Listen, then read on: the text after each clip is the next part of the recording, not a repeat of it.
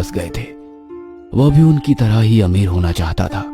6 महीने पहले अमीर बनने की उसकी यह चाहत उसे शहर के सबसे बड़े जुए के अड्डे तक ले आई। उस दिन सूर्यकांत का शायद भाग्य भी प्रबल था, तभी तो जुए के अड्डे पर काट की सारी पत्तियां उसके फेवर में आ रही थी। जेब में लाए पैसे से 4 गुना कमाई करके वो अपने घर लौटा। उन पैसों से पहली बार उसने नताशा को एक महंगा गिफ्ट खरीद कर दिया। ओह माय गॉड, इतना महंगा नेकलेस! तुमसे महंगा नहीं है जान। तुम्हारी इसी अदा पर तो जान देने का मन करता है। I love you Suryakant. I love you too Natasha. I love you too. कमाई का यह शॉर्टकट उसे बेहद पसंद आया। हर हफ्ते वो जुए के उस अड्डे पर जाने लगा। उन दिनों उसकी किस्मत उसके साथ थी, इसलिए उसने 1 रुपए भी नहीं गंवाए और लगातार हो रही इन्हीं जीतों ने उसका मनोबल बढ़ा दिया। उसने अपनी नौकरी छोड़ दी। हालांकि उसने नताशा को कभी ये नहीं बताया कि उसने नौकरी क्यों छोड़ी। उसने सिर्फ ये बोला कि वो कोई बिजनेस कर रहा है। उसे एक तरफ से घमंड हो गया था कि ताश के पत्ते तो उसके गुलाम है, वह हर बाजी जीतेगा। लेकिन हर बार जुए में जीतना संभव तो नहीं था। एक बार हारने का जो सिलसिला शुरू हुआ तो वो अपनी सारी जमा पूंजी हार गया। तब उसने उधार लेकर जुआ खेलना शुरू कर दिया।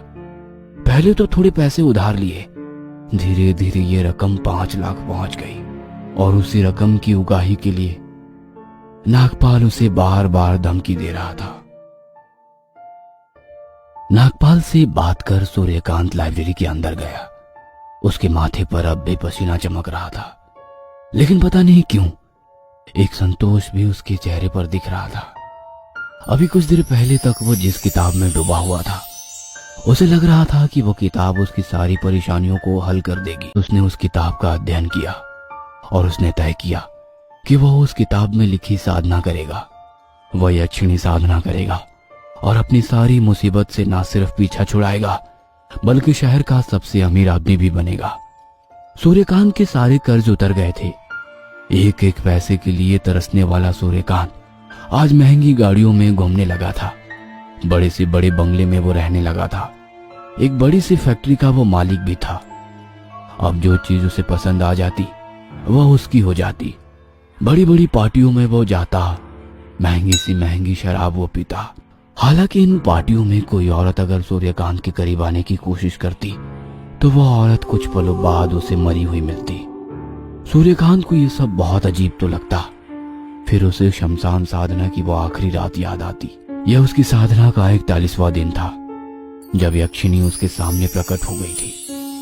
उसके आने से वहां पर इतनी रोशनी हो गई कि सूर्यकांत की आंखें चौंधी आ गई। हालांकि उसने तब भी अपनी आंखें नहीं खोली।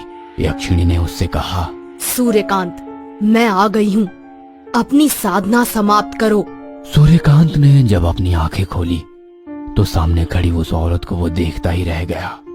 इतनी सुंदर औरत ना तो उसने कहीं देखी थी और ना ही किसी से ऐसी औरत के बारे में सुना था।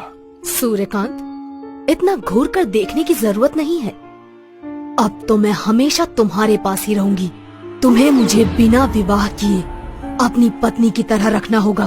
तुम मुझे हर वो सुख दोगे जो एक पति अपनी पत्नी को देता है।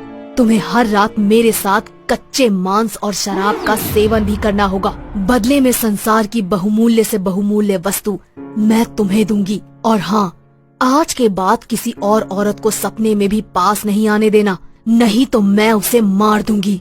सूर्यकांत उस समय इतना खुश था कि उसे समझ ही नहीं आ रहा था कि आखिर यक्षिणी उससे क्या कह रही है।